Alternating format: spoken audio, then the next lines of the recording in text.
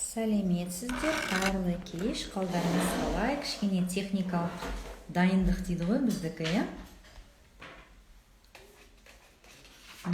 Қайырлы кеш. Сәлеметсіздер, қалдарыңыз қалай?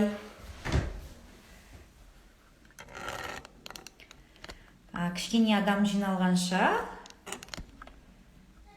сәлемдесіп қояйық, одан кейін өзімді таныстыра кетіп, бүгінгі болатын тікелей эфирдің тақырыбын айтып кетемін. Бірақ айтып кете салайын, бүгінгі тікелей эфирдің тақырыбы бала тәрбиесіне қаншалықты уақыт бөлесіздер? Баланың тәрбиесі тиімді болудың 10 оңай тәсілдерін беремін бүгін сіздерге.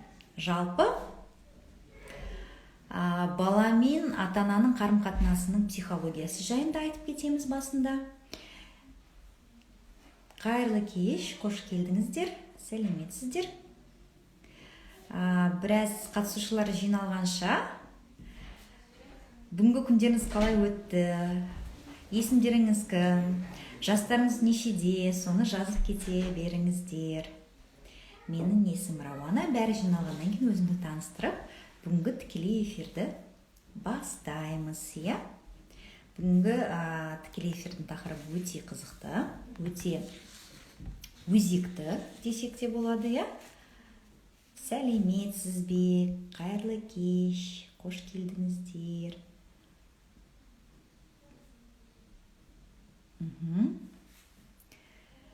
Аттарыңызды, жастарыңызды, қанша балаларыңыз бар, соны жазып кетсеңіздер де болады. Сәлеметсіздер, қош келдіңіздер. Тағы бір-екі минут адам жиналғанша күтейік. Бүгінгі танысқаныма қуаныштымын. Мен де жастары 6-7 балаларын. Өте қуаныштымын. Қай қаладан хабарласып қосылып отырғандарыңыз жазып кетсеңіздер де болады, иә? Көңіл күйлеріңізбен бөлісіңіздер. Мен өйткені әр уақытта айтам, не қажет деймін? Ең басты адамға көтеріңкі көңіл күй қажет, иә? Көтеріңкі көңіл күй кезінде біз не істейміз? Біз ақпаратты жақсы қабылдаймыз. Өйткені біздің санамыз дейді ғой, ол спокойный дейді ғой, жайлы, бір қалыпты болған кезде біз кез келген ақпаратты жақсы қабылдаймыз және оны кейін өзіміздің өмірімізде қолдана білеміз. Жасым 37-де 3 балам бар, машалла. Есім Ақтолқын, 37 жастамын, Нұр-Сұлтан қаласынанмын дейді Марта. 2 ұлым бар, керемет. Нұр-Сұлтан, керемет, жақсы. Қош келдіңіздер, сәлеметсіз бе? Қош келдіңіздер, құрметті шәкірт онлайн оқырмандары, біздің парақшаның жаңағы подписчиктері дейді, иә? Бүгінгі тікелей эфирге қатысушылар, қош келдіңіздер біздің бүгінгі қызықты тікелей эфирімізге. Менің есімім Рауана болады. Мен кәсіби психологпын, Астарлы ақиқат бағдарламасының сарапшысымын, арт-терапевт, коуч, тренермін. Бүгін менің екінші тікелей эфирім. Шәкірт онлайнмен қосылып, біз жаңа жоба бастадық. Ана мен бала деген жұмыс проектінің тақырыбы. Осы жаңа жобаны қолдағандарыңызға рахмет. Бұл жаңа жобаның идеясы, мақсаты жалпы қазіргі кезде ата-ана мен бала қарым-қатынасының психологиясын зерттеу, соны өмірде қолдана білу, балаларымыздың өзіміздің өмірімізді жақсартып бақытқа кенелудің бірден бір жолы болғандықтан, өзіміздің тарапымыздан рухани көмек, осында бір көмегіміз болсын деген мақсатпенен жасап отырмыз. Сәлеметсіз бе? Бүгінгі тікелей эфирдің тақырыбы балаларыңызға бала тәрбиесіне қаншалықты уақыт бөлесіздер? Балаңыздың тәрбиесі тиімді болудың 10 оңай тәсілін беремін бүгін. Бірақ соны 10 тәсілді бастамас бұрын бұл тақырыптың неге бүгінге таңдалып отырғанын, жалпы балаларды қалай дұрыс тәрбиелеу деген сұрақ, ол қазіргі таңда бүкіл адамзат пайда болғаннан бері өзекті тақырыптардың бірі деп өзім санаймын. Сондықтан әр ата-ана ол күнделікті өзіне сұрақ қоя білу керек. Мен қаншалықты бала тәрбиесіне көңіл бөліп жүрмін, қанша уақыт бөліп жүрмін. Бұл мәселе неге өзекті? Себебі біз балаларымызбенен қарым-қатынас жақсарту мақсатында көптеген нәрселерді ұмытып кетеміз. Өйткені психологияда мынандай ұғым бар да, ата-ана қаншалықты шынайы баласын жақсы көреді. Жалпы баланың өзіне сенімді, ата-анасының сүйіспеншілігіне толы, соған сенімді болып өсетін баланы қалай тануға болады, қалай білуге болады? Оның бәрінің түп салдары эфир сақталады ма? Эфир сақталады, иә. Оның бәрінің түбінде бір нәрсе жатыр. Балалар ата-анасының жалғасы. Балалар, жаңа психологиядағы ұғым, көп ата-аналар, адамдар баладағы өзін жақсы көреді. Оған мысал қарапайым. Сіздер балаларыңызға не алып бересіздер? Өзіңізде болмаған ойыншықты алып бересіздер, дұрыс па? Сіздер балаларыңызға қандай қарым-қатынас жасағыңыз келеді? Жасайсыз да. Сіздің ата-анаңыз сізге жасамаған қарым-қатынасты жақсы көресіз. Демек, орысша айтқанда, родители реализуются через своих детей. Балалардың өзінің жалғасы есептегендіктен біз кейде осы ұғымдарды шатастырамыз. Бала ол біздің жалғастырушыдан бөлек, ол жеке тұлға. Ол өзінің санасы бар, өзінің көзқарасы бар өмірге деген. Және де бұл проблеманың мәселенің өзегі қылып тәрбиелейтін, дұрыс па? Ата-ана егер дұрыс болса, мынандай жаңағы символдарды қойыңыздар, қосу, жаңағы иә деп жазып жіберсеңіздер де болады, кері байланыс алып.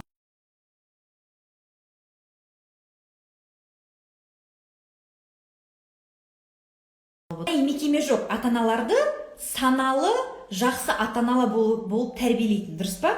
Сондықтан бұл ұғымды біз өзіміз жеке құзырымыздағы нәрсе, дұрыс па? Біз біліктілігімізді ата-ана болу жалпы менің тарапымнан, менің беретін рекомендация, менің өмір тәжірибемдегі қағида, ата-ана болу бұл да бір өнер түрі. Кез келген өнер түрін үйренуге болады. Сол сияқты біз де болған үйренуіміз керекпіз. Келсеңіздер, мынандай символды жазып жіберіңіздер. Біз көбіне бала тәрбиесіне қай кезде көңіл бөлеміз? Бізді тыңдамаған кезде, сабағын нашарлаған кезде, балабақшада немесе мектепте бір жағымсыз нәрселерді біздің баламызға қатысты нәрселер болған кезде ғана біз көңіл бөлеміз. Яғни бір проблемалар шыққан кезде ғана біз көңіл бөлеміз. Келсеңіздер, мынандай немесе мынандай символдармен жазып жіберіңіздер, иә? Күнделікті біз ойлаймыз, баламызға біздің көңіл күйіміз жалпы айтқан кезде немен шектеледі? Тамағы тоқ, киімі бар, жылы төсекте ұйықтап жатыр, еш нәрсеге мұқтаж емес. Келсеңіздер, қосу белгісін плюсты басып қойыңыздар, дұрыс па? Күнделікті біздің осындай күйбен тіршілікпенен ғана шектеледі баламызға деген көңіліміз, дұрыс па? Ал негізінде ол дұрыс емес.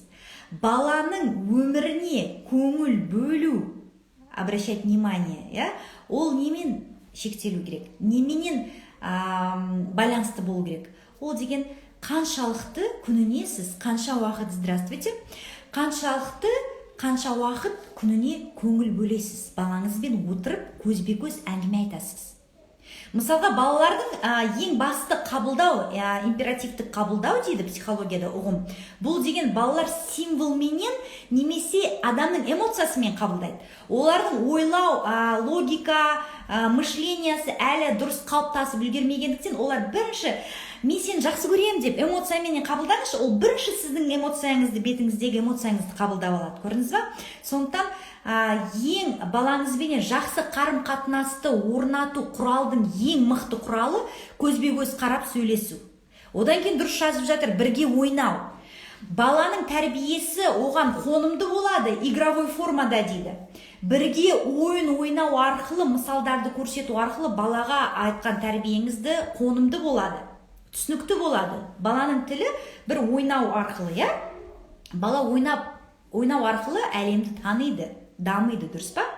Я, сондықтан саналы ата-ана дейді ғой, осознанное родительство. Ненің негізінде құралады? Ата-ана өзіне сұрақ қоя білу керек. Мен қаншалықты баланың тәрбиесіне көңіл бөліп жатырмын? Күнделікті. Бұл системада түрінде болу керек. Күніне қанша сағат саналы мен балама көңіл бөлемін? Күніне сіз 1 сағат болса да көзіне қарап, баламенен әңгімелессеңіз, сұрақтар қойсаңыз, сенің жағдайың қалай, сабағың қалай, басқа сол сияқты балаңызды мазалайтын мәселелерді сұрасаңыз, осы нәрсе балаңызбенен қарым-қатынасты жақсартатын нәрсе, баланың тәрбиесіне көп көңіл бөледі деген нәрсені білдіреді. Бала 100% емес, 1 рет көрсеткенге қабылдайды. 100 рет айтқан емес, 1 рет. Мен кейбір жазғандарыңызды үлгере алмай жатырмын. Көптеген кездесетін проблемалар қандай? Мен балама көп рет айтамын, ол не дейді? Тыңдамайды, дұрыс па? Әй деп айқайлаймын, немесе ата-ана өзін қалай сыйлатуды көптеген сұрақтар келіп түседі, я? Сондықтан туындап отырған бүгінгі комментарийді өшіріп тастаңыздаршы. Жақсы, қазір. Комментарийді қалай өшіреді? Выключить вопросы, я? Нет отмена. Қазір. Комментарийді қалай өшіреді? Выключить комментарий, все. Все, жақсы, рахмет. Сұрақтарыңызды мен эфирді бітіруге жақындаған кезде қойсаңыздар керемет болады, я? Бала тәрбиесіне қанша уақыт бөлесіздер? Соны өздеріңізде түртіп отырыңыздар. Кейін сұрақ қойған кезде, мысалы, сіздер сұрақ қойған кезде, мен бала тәрбиесіне күніне осынша уақыт бөлемін, осынша уақыт мен әңгімелесемін деген сияқты. Жақсы ма? Ал кеттік. Біз бірінші тәсілден бастайық, я? Жалпы бүгінгі тақырыптың өзекті екеніне көз жеткіздіңіздер деп ойлаймын, я? Балаңыздың тәрбиесі тиімді болу үшін, сол тәрбиені өйткені қараңыздар, біз бала ол кез келген отбасының шамы, я? Индикатор дейді. Мен айтамын, баланың өзіне сенімді, сізді ата-анасының сүйіспеншілігіне толықтай қанағаттанатын, сезінетін бала, ол қандай бала? Оныменен ата-анасы жұмыс жасайтын бала. Көрдіңіздер ме? Оған көп көңіл бөлетін ата-ана. Соның 10 тәсілі. Қалай сіздер оңай бала тәрбиесіне уақыт бөле алатын боласыздар, және ол тәрбие оған тиімді болашақта өміріне жақсы ықпал ететін 10 тәсілді жазып алсаңыздар болады. Ең бірінші тәсіл – балаңызды сүю, оған жеткілікті көңіл бөлу, сол қалпында қабылдауды үйрету. Бұл деген не? Сіз балаңызды көп ата-аналар, мысал, көп ата-аналар жаңағы баласын ерекше сүйіп кетеді. Баласын жаңағы растворяется в детях дейді ғой. Жақсы көргені соншалықты бәрін өздері істеп береді. Аузына дайын қылып салып береді. Еш нәрсеге аяқ қолын тигіздірмей өтеді, я? Салдарында не болады? Кәмелет жасқа жеткен бала өмірге бейімсіз болып өседі. Немесе тунеядец болып өседі. Дайынға тап болып өседі. Көрдіңіздер ме? Кері әсер бар. Кейбір ата-аналар керісінше балама ерте жастан жауапкершілікті мойнына артқызып қойып, жаңағы көптеген курстарға апарады, семинарларға апарады, секцияларға алып барады. Мен оның ішкі потенциалын ашайын, мен оның бір нәрсеге бір қабілетті болуын ашайын деп не істейді? Баланы сындырып алады. Орысша айтқанда калечим детей, я? Оны балалық шағын алып қоямыз, көрдіңіздер ме? Мен сіздерге осы тұрғыдан бір нәрсені айтып кетейін. Психологияда енді адамдарды зерттеліп осындай ұғым қалыптасқан. 12 жасқа дейінгі балаларда қалыпты бір нәрсеге жаңағы устойчивая привязанность дейді. 12 жасқа дейін қалыптаспайды. 12 жасқа дейін баланы қайда апарсаңыз да, ол 100% гарантия бермейді кейін сол салада маман болып шығады. Мысалға, оны шахматқа алып барып, 12 жыл бойы, 13 жасында ол мысалға бальный теннистермен айналысып кетуі мүмкін. Немесе басқа спорт түріне кетіп қалуы мүмкін. Көрдіңіздер ме? Сондықтан 12 жасқа дейін баланы еркін тәрбиелеуге тырысыңыздар. Бір сен мынандай бол деп өзінің қалауынан тыс нәрселерге мәжбүрлемеңіздер балаңызды. Баланы сүю деген, жаңағы бастапқыда айтып кеткендей, бала әр отбасының шамы. Баладағы проблемалар бұл отбасыдағы проблемалардың барын білдіртеді. Сондықтан балаңызды сүюді үйренгіңіз келсе, өзіңізден бастаңыз. Өзін сүйетін ата-ана, өзін сыйлайтын, өзін жақсы бағалайтын ата-ана балаға да соны үйретеді. Өйткені өткен эфирде айтып кеткендей, бала ұяда не көреді, ұшырған кезде соны іледі.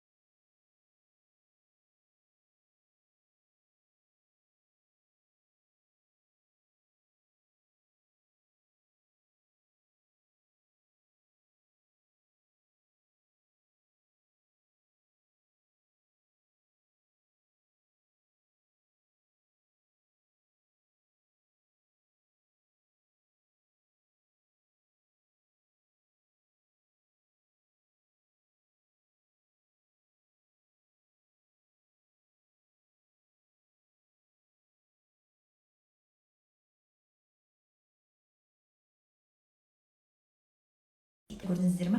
Ата-ананың үлкендердің проблемасы да жатыр. Біз өз-өзімізді қабылдай алмаймыз. Біз баланы қалай қабылдаймыз? Біз әр уақытта баланы шектеп отырамыз. Сен мынандай болуың керексің, мынандай болуың керексің деп өзгертуге тырысамыз. Сондықтан өздеріңізге сұрақ қойыңыздар. Сіз шынайы сүйесіз бе балаңызды? Шынайы сүюдің, ата-ананың шынайы сүйіспеншілігін білдіру балаға бұл формуласы жаңа мен айтып кеткендей, сол қалпында қабылдау. Жетістігімен, кемшілігіменен сол қалпында баланы қабылдау. Сонда ғана сіз баланы өзіне өзі сенімді, мықты баланы тәрбиелейсіздер. Екінші тәсіл балаңызға беретін тәрбиенің тиімді болуына көмектесетін. Баланы дамыту психологиясынан аздап болса да хабардар болуыңызға мен ұсыныс жасаймын, рекомендация жасаймын, кеңес беремін. Себебі әр жастың өзінің даму кезеңінің психологиясы бар. Соған көңіл бөліңіздер кішкене. Мен бұрынғы замандағы бізді тәрбиелеген ата-анамызды айтпаймыз, өйткені бізді ата-анамыз қалай тәрбиеледі, тура сол тәрбиені біз бейсана түрде баламызға да береміз. Қазіргі мүмкіндіктерді бұрынғы мүмкіндіктермен салыстыруға мүлдем болмайды. Қазір мүмкіндіктер өте көп. Сондықтан кішкене болса да өзіңіздің құзырыңызды, біліктілігіңізді, ата-ана біліктілігін арттыру үшін өзіңізбен жұмыс жасаңыздар. Баланың әр жастың даму кезеңінің психологиясы деген, мысалға детско-возрастная психология дейді. Баланың әр даму жасында өзінің бір ерекшеліктері болады. Мысалға мектепке дейінгі балаларға жүгірме, секірме десең, бұл деген не? Бұл деген баланың дамуына шектеу қоясыз.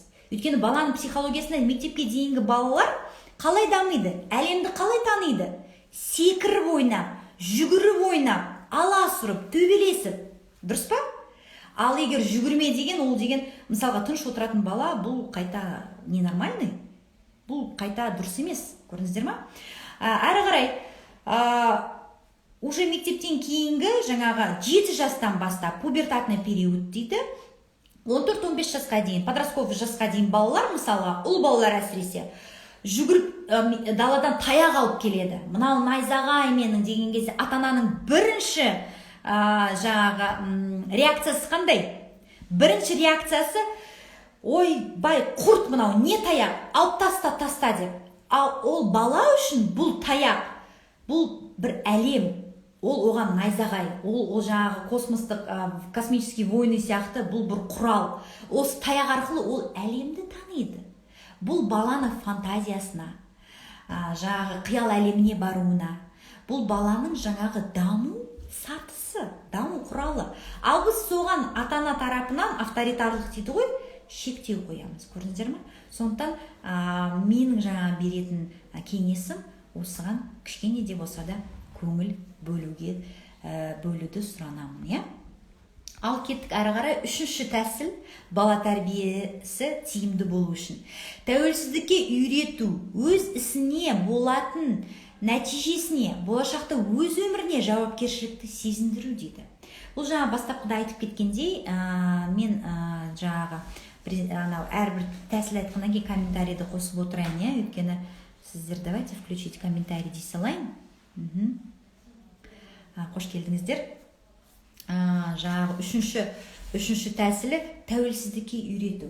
Бұл деген бала өзінің өміріне, өзінің істеп жатқан іс-әрекетіне, сөзіне жауапкершілікті сезініп өскен бала, олар уақытта кез келген нәтиженің себепкері менмін деген жауапкершілікпен өсетін бала болады. Ол өмірге бейім бала болады.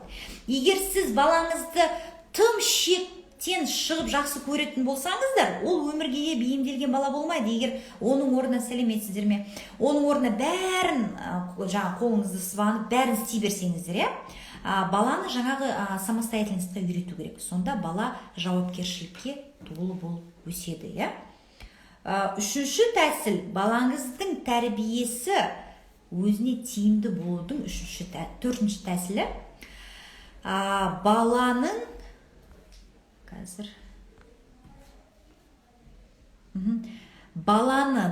шешімдерін сыйлау, оған жеке тұлға ретінде қарау. Басында айтып кеттім, иә? Біз көбінде баланы сүю, бұл деген барлық жағдайды жасау деп ойлаймыз. Баланы сүю деген оны сол қалпында қабылдау, оның жеке тұлға екенін қабылдау. Біз осыменен бізде көп ата-анада проблема. Баланы сыйлау, баланы жеке, әсіресе біздің қазақ менталитетінде, үлкенге құрмет, кішіге ізет дейді, иә? Кішіге қалай өмір сүруді көрсету керек дейді. Біз көбінде біз білеміз, балапан жұмыртқа тауықты үйретпейді, сондай сияқты нәрселерменен біз баланың несін сұрамаймыз, дұрыс па? Ол не ойлап жатыр? Оның ойын сұрамаймыз, онымен санаспаймыз, иә? Біз көбінде мен осылай айттым, мен осылай дұрыс дейді. Бұл деген не? Бұл деген жаңа границасын сақтамаймыз. Біз баланың ойыменен санаспаймыз, біз оны сыйламаймыз, біз оны жеке тұлға ретінде қабылдауға дайын емеспіз. Көрдіңіздер ме? Осыған көңіл бөліңіздер, жақсы ма? Балаңызды сыйлауды үйреніңіздер. Ол жеке тұлға, ол сіздерден шыққанменен оның өзінің көзқарасы бар әлемге деген. Оның өзінің жеке өмірі бар, оның өзінің жеке жолы бар. Сіздің мақсатыңыз сол өз жолында азырақ қателіктер жасап, сіз оның проводнигі сияқты қолынан сол өз жолымен алып жүретін адамсыз. Ол өзі қиыншылықтармен кездеседі, оларды өзі шешіп үйрене білу керек, тәуелсіздікке де сол үшін үйрету керек. Бала қателесіп қана не алады? Тәжірибе алады. Сол тәжірибенің арқасында бала сенімді, өзіне сенімді, үлкен өмірде бейімделген, мықты, бақытты адам болып өсуіне ол 100% кепілдік беріледі. Сіздің балаңыз, сіздің меншігіңіз емес, сіздің балаңыз ол жеке тұлға, сыйлауға тұратын, оның шешімдеріне мән беретін жеке тұлға ретінде қабылдауды кеңес беремін. Келесі 5-ші тәсіл баланы түсіну, онымен санасу дейді. күніне бөлемін деген сұрақтан басқа, мен баламның маған неге бұндай қарым-қатынас жасайтынына сіз тікелей сұрақ қоясыз ба балаңызға? Сен неге төсегіңді жинағың келмейді? Сен неге мен бір айтқанды тыңдап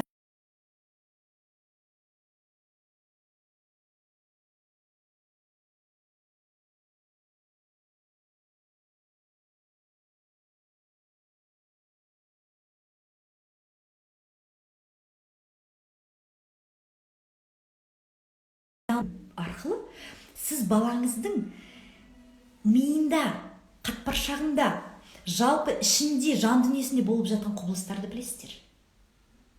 Баланы түсіну деген оның өмірінде, жанында қандай нәрселер, қандай мәселелер қозғалып, қандай проблемалар барын білу үшін көбірек сұрақ қойыңыздар.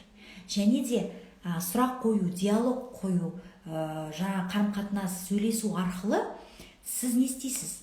Баланың өз ойын сізге еркін жеткізуді көресіздер, үйретесіздер. Бала өз ойын еркін жеткізіп үйренген бала, сіз оның ойымен не істейсіз? Санасуды үйренесіз. Содан қалыптасады алдыңғы тәсіл. Сыйлауды үйренесіз. Баланың да, оказывается, өзінің жеке пікірі бар екен, ойы бар екен. Бұл керемет. Бұл нәрсе, бұл тәсіл не береді? Баланың өзінің жеке менің ойым бар, мен оны айта аламын, еркін бөлісе аламын деген керемет қасиетті, қабілетті сіз қалыптастырасыз осы тәсіл арқылы. Келесі 6-шы тәсіліміз бала тәрбиесі тиімді болудың 6-шы тәсілі. Қарапайым және түсінікті бұйрықтарды беріңіздер. Бұл не? Біз әшейінде бұйрықтарды берген кезде не істейміз? Барда қолыңды жуып тамаққа отырып сабағын істе дейміз. Қиын нәрсе, қиындатып жібердік. Баланың психологиясында ол бірден бірнеше команда беріп тастадық. Қолыңды жу, тамақ іш, сабақ істе. Сонда бір уақытта ол бала істей алмайды ғой, дұрыс па? Оның ойында жоқ ол нәрсе, дұрыс па? Сол үшін ол сізді бұлжытпай орындау үшін сіз оның қолыңды жу деп бір бұйрықты айтасыз, түсінікті. Қолын жуып болғанына көз жеткізгеннен кейін, енді барып тамағыңды іш, тамағын ішіп болғаннан кейін көз жеткізгеннен кейін, барып енді сабағыңды оқы. Сол кезде бала сіздің бұйрығыңызды түсініп, тура сол 100% сіз сұрағандай орындайтын болады. Беретін бұйрықтарыңызды қиындатпаңыздар. Қарапайым және түсінікті тілде айтып үйреніңіздер. 7-ші тәсіл түсініксіз сұраныстар немесе сұрақтар қоймау дейді. Бұл жаңағы алдындағы 6-шы тәсілге ұқсайды. Мысал, сен талға шықпа дейміз балаға, мысалға. Ойбай, шықпа, құлап қаласың. Сонда бала жаңағы не істейді? Бала кешірім сұрайын, тыйым салатын. Жоқ. Түсініксіз сұраныстар немесе сұрақтар қоймау. Бұл жаңағы алдыңғы тәсілменен жаңағы бірге болып тұр. Сымдан төсегіңді жина, сымдан немесе біз былай қоямыз, тебе что, нравится ходить грязным? Бала не жауап береді? Да, дейді. Түсініксіз сұрақ қой. Балаға ұнайды осындай кір-қожалақ болып жүру, түсініксіз сұрақ қой. Біз сонда ойлайды екенбіз, бұл логика түрде бала анализировать ету керек біздің сұрағымызды. Маған бұның түбінде не жатыр? Сен барып қолыңды жуып, сымданып, тап-тұйнақтай болып жүр, біз қандай сұрақ қойдық? Саған не осы кір-қожалақ болып жүру ұнайды ма?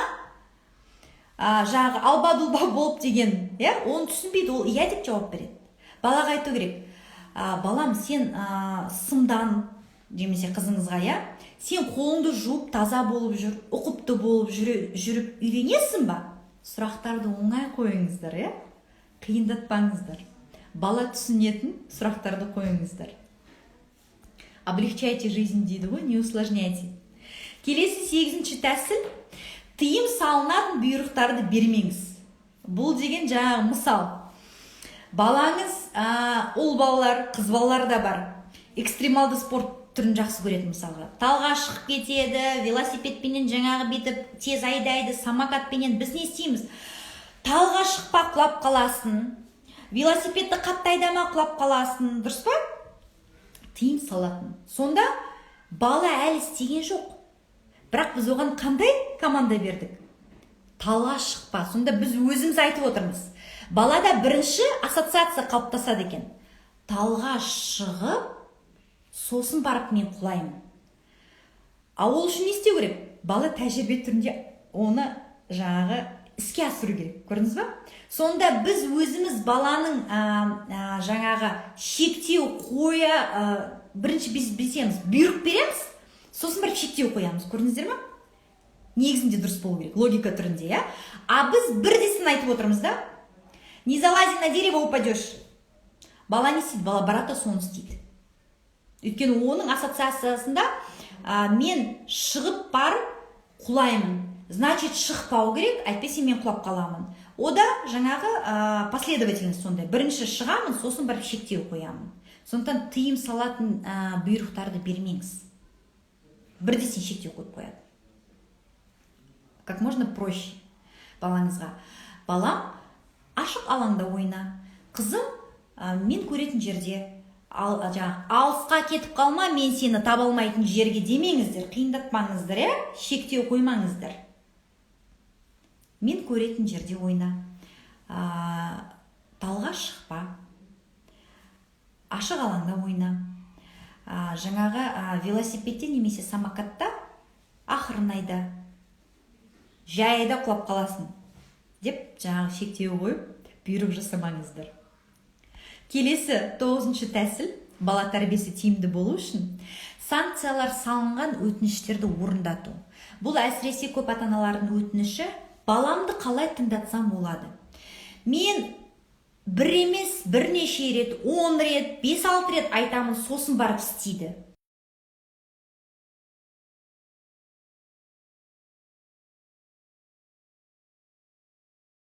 Сабағыңды бітіріп, түсіңді жуып жат. Бір мысал, Балам тамағын жеп болғаннан кейін ыдысыңды жуып, жинап қой артыңнан. Екінші мысал, Соны біз бірнеше рет айтқаннан кейін барып істеген, балаға жаңағы свободный радио сияқты бір фоновый режимде ата-ананың айтқанын ұқсап үйреніп кетеді екен. Біз радионы тыңдап атып, мән бермейміз, ол фондағыдай. Сол сияқты болып кетеді екен ата-ана. Сондықтан бұл жерде менің ұсынысым, рекомендация. 3 реттен сіздің сұранысыңыз аспау керек. 3-ші реттен кейін сіз оған бір санкция, немесе бір жаңағы наказание дейді ғой, бір сол наказание қолданатын білген бала, бір айтқан кезде тыңдайтын болады. Өйткені так, 2 рет айтты, 3-ші рет айтқаннан кейін точно ол барады да менің немесе бір нәрсемді алып қояды, немесе ұрсат бермей қояды, немесе ертең мені қыдыруға жібермей қояды. Балада уже жаңағы мышленияда жаңағы сана қалыптасады. Сіз егер бекерге айта беріп санкция қолданбасаңыз, санкция деген жаңағы бір наказаниеді ойлап табуыңыз керек. Сондықтан кез келген өтінішіңізді 3 реттен артық болмау керек. Сонда өзіңізді тыңдауды, өзіңізді сыйлауды қалыптастырасыз.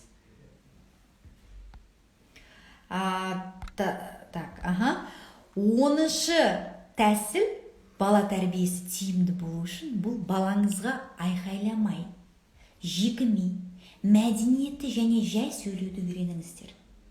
Өйткені балаға айқайлаған кезде жалпы өздеріңізді елестетіңіздерші, сіздерге біреу келіп айқайлап жатса не болады? Сіз шошисыздар. Дұрыс па? Сіз бір растеряться етіп қаласыздар, сіз түсінбей қаласыздар, не болып жатыр? Сонда үлкен бала тұрмақ, үлкендер сасып қалады, не істерін білмей. Сонда бала не істейді?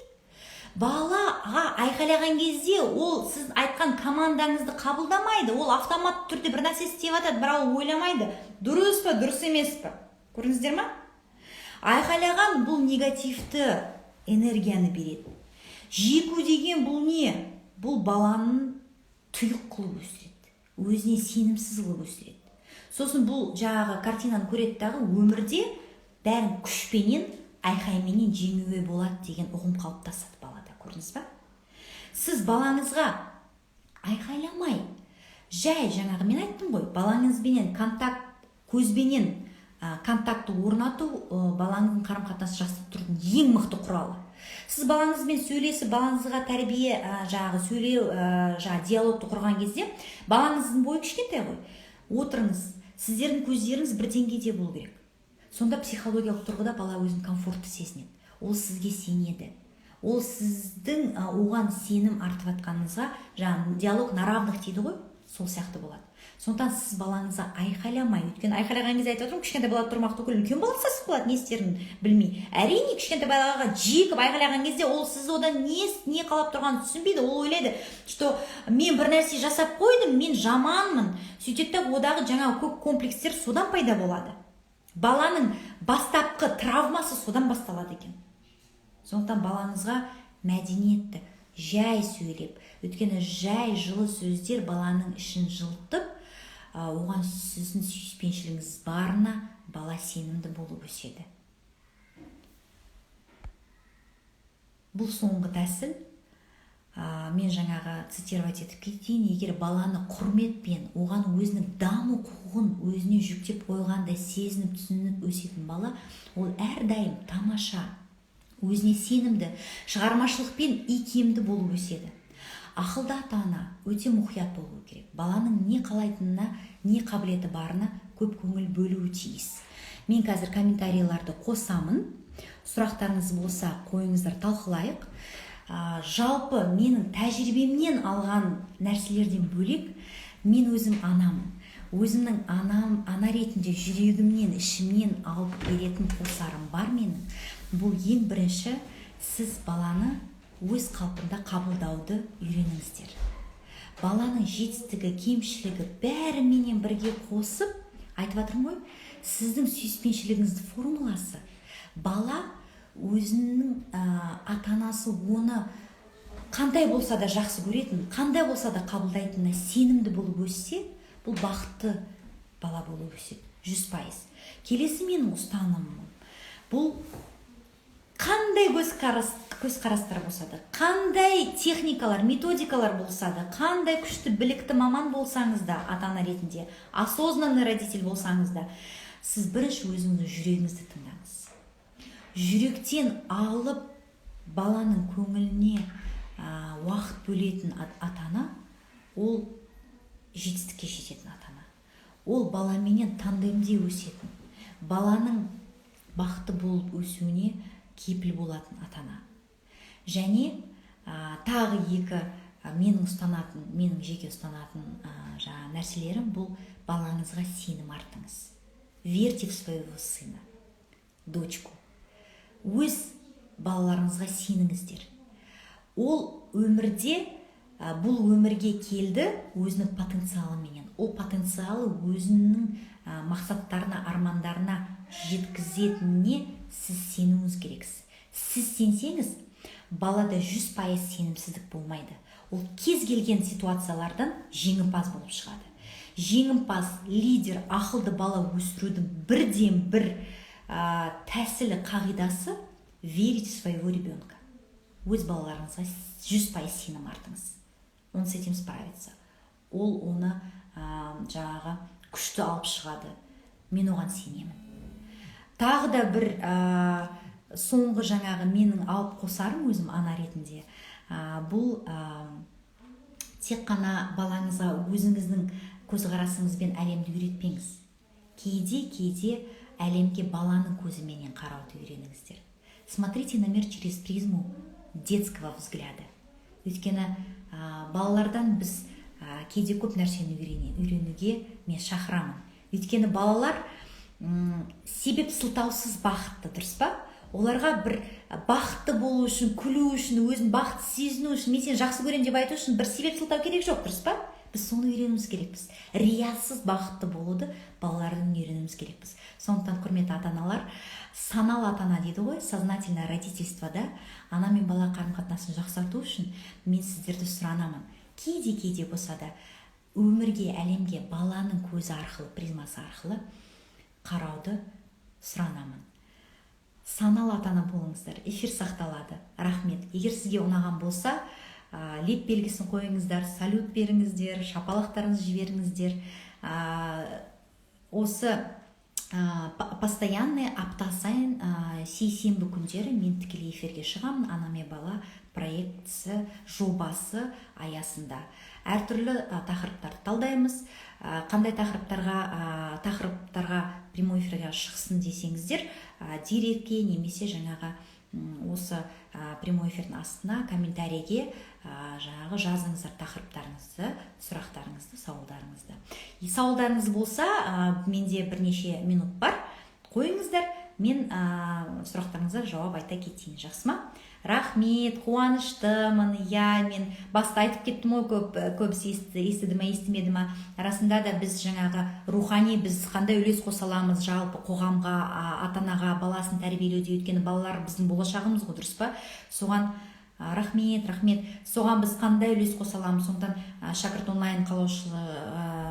онлайн компаниясының қалаушысының ұсынысыменен мен бұл жобаны қуана қабылдадым. Егер біздің кішкентай де болса да айтып жатырмын, абай атамыз айтып кетпекші, менің қалаған кірпішім осы болса, мен бір өзімнің миссиямды дұрыс орындап жүрмін деген үміттемін. Жақсы, сұрақтарыңыз болмаса, онда көріскенше, күн жақсы. Әрбір күндеріңізді бағалы, саналы, балаларыңызға көп уақыт, күніне 1 сағат толықтай, азанда бір кішкене уақыт, түсте, кешке бір кішкене көңіл бөліп, минимум 1 сағат, максимум 3-4 сағат тәулігіне балаңызға, тек қана балаңызға көңіл бөлуді мен тілеймін. Көріскенше, күн жақсы, сау болыңыздар.